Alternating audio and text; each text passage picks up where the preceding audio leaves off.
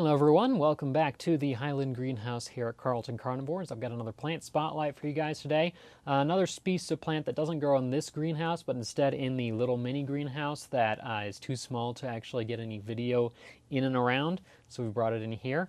And that is another Mexican butterwort species that I personally think is one of the better ones to start off growing when it comes to the Mexican butterworts, because it's a lot easier to grow. It's a lot more tolerant of a wide variety of conditions than many of the other species are.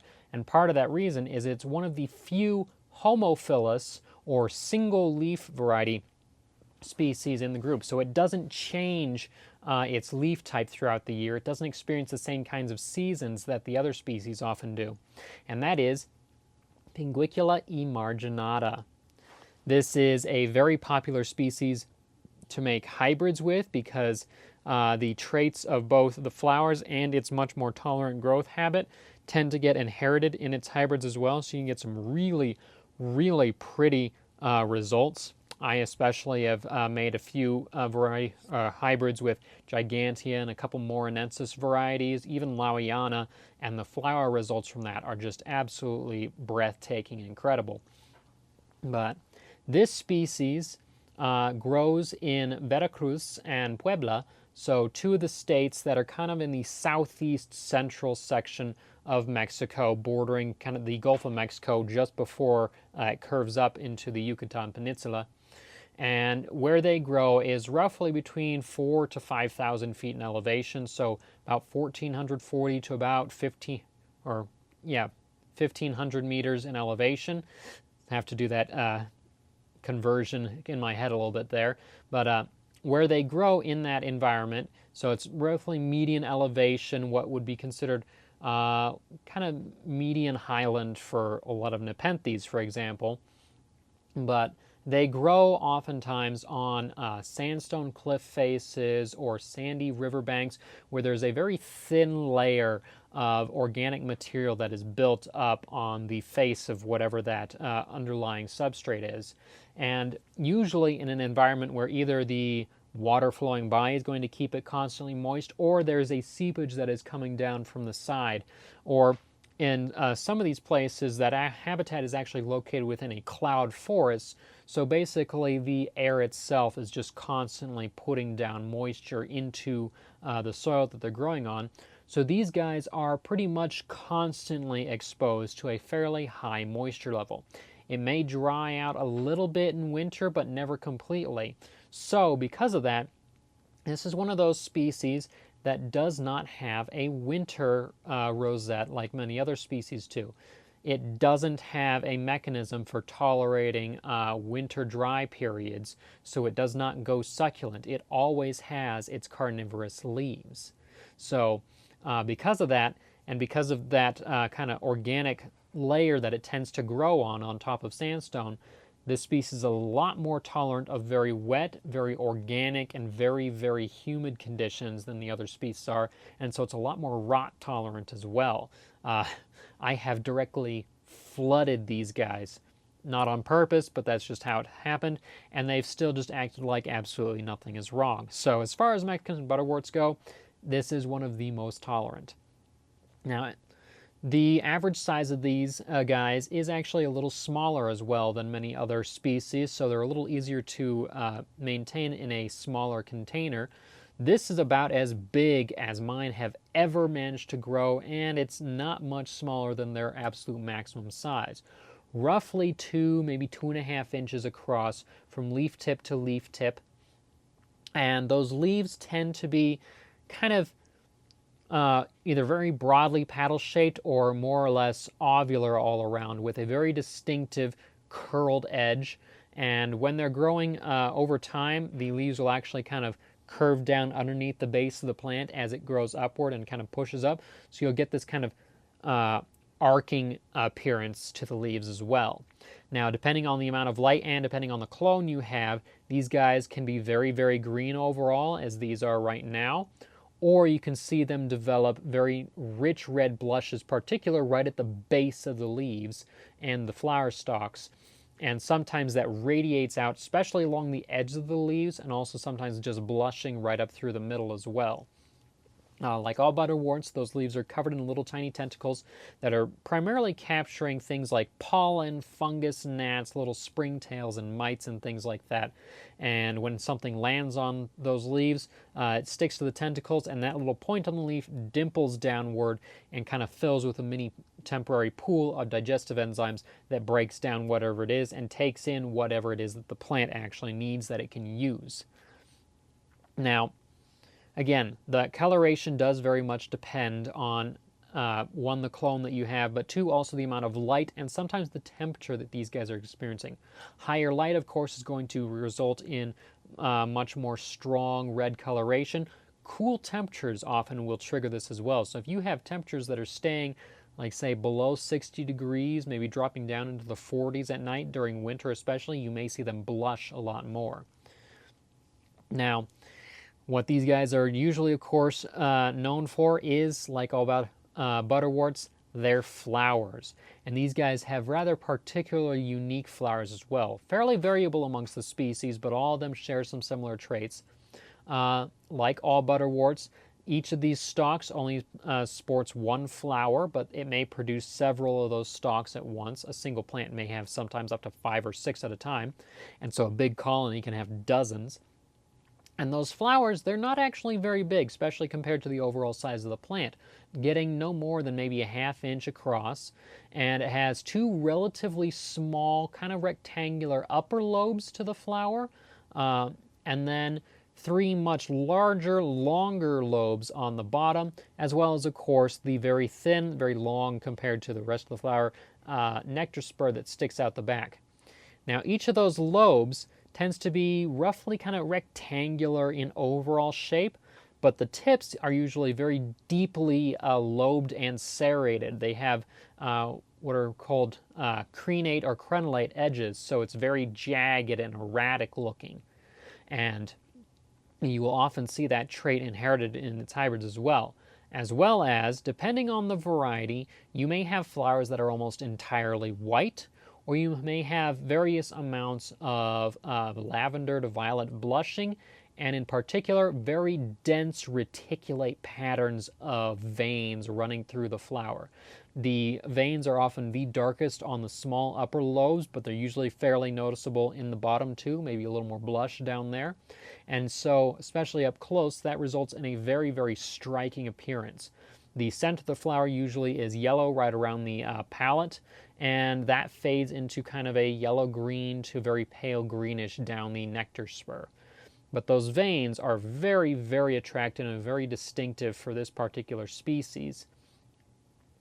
And of course, they can produce dozens of those. So when they're all flowering, blooming together, it is quite an impressive display, even when each of the flowers is only so big. Now, this species, again, is probably one of the easiest species to grow in cultivation. You can grow them in the almost pure mineral soils that a lot of the other butterworts like or prefer. That keeps them from rotting. These guys don't care. If you do that, it's basically just a matter of keeping the water table a lot higher. Otherwise, as you may see in this pot here, it's very dark, very dense. This is actually a pretty peat-rich mix compared to most other butterworts. So for these guys, I might do a 1:1 to 1 mix of like peat, perlite, and maybe sand or blasting abrasive all together. They don't really care in particular what kind of soil you give them, as long as it's relatively uniformly evenly moist at all times and throughout the year.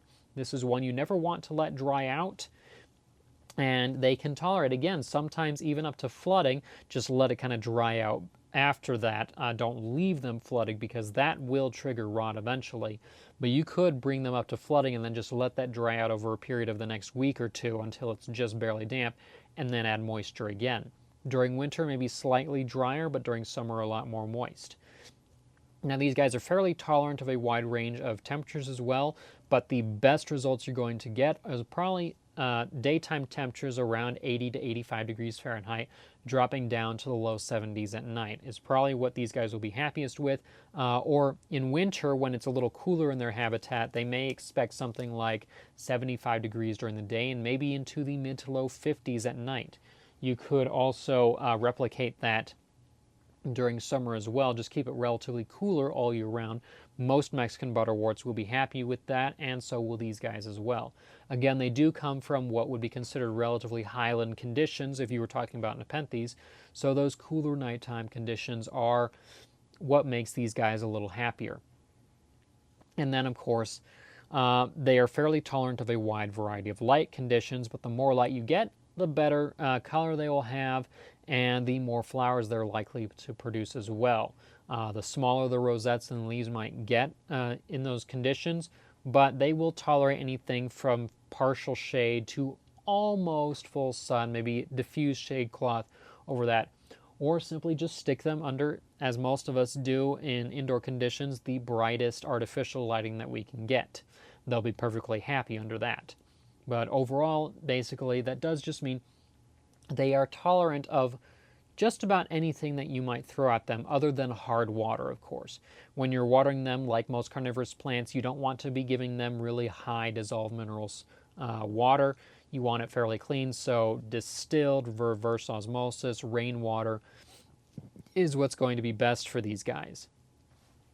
Now, when propagating these guys, there are some reports supposedly that they may potentially be able to be self-pollinated, but it does require some finessing with these flowers. Now, unlike a lot of butterworts, the reproductive structures on these guys are literally right at the front of the flower. Right where that corolla tube opens out is where that stigma flap is hanging down and the anthers are behind. You can act like a little bee, go in there, get the pollen out from behind that, and then stick it on the stigma.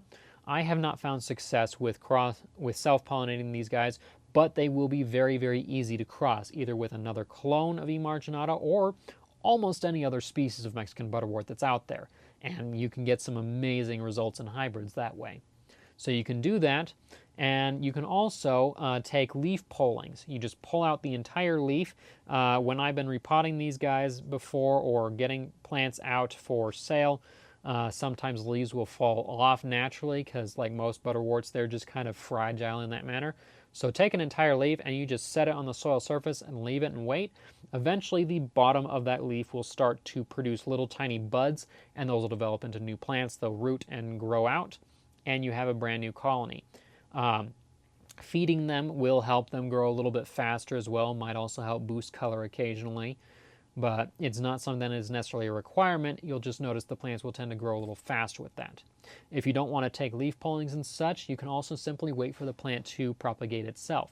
As you might be able to see here, there are multiple plants right in this little clump. I used to only have one big adult plant that I was really focusing on.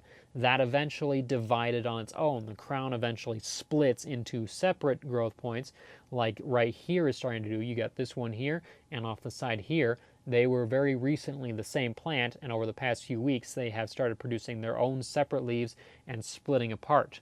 As soon as the little stem connection between those guys kind of dies off and rots away, you have two separate plants. You can gently tease them apart and plant them separately, or simply leave them as is for a nice big dense colony eventually full of flowers. But overall, in general, this is a species that I would definitely consider one of the better Mexican butterwort species to try growing as a beginner plant. Or simply, if you're like me and you started with some of the other species first, it is just a pretty one to add to the collection as well, because it's a very unique appearance. There's other species that may have similar like vein patterns on the flowers, not very many though, but none that also really pair that with the really serrated edges and divided lobes that the flowers on these guys tend to have. So it's a very, very unique looking plant. Now that is all that I have about for this species right here. If there's something that I've missed or questions that you may have, certainly make sure to leave them in the comments below the video here, and I will try to answer them.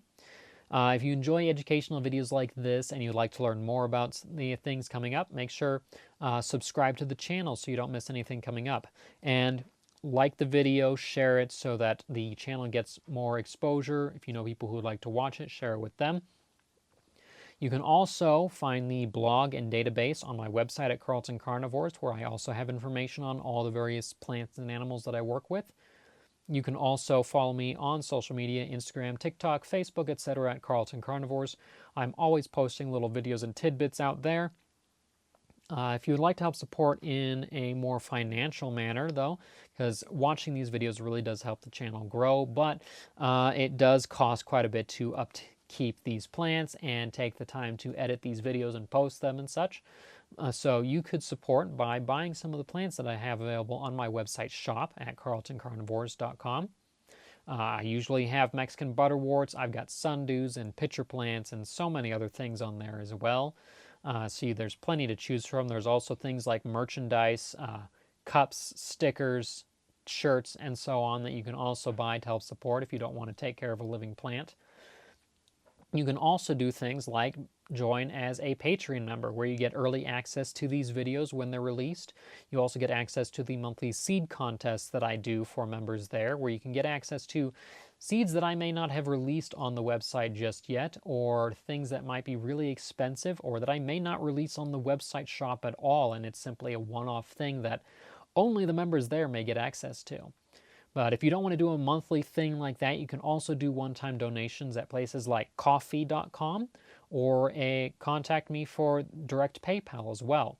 Most of the links for these things will be in the video description below, though. But until next time, I'm Hawken Carlton, and this is Carlton Carnivores.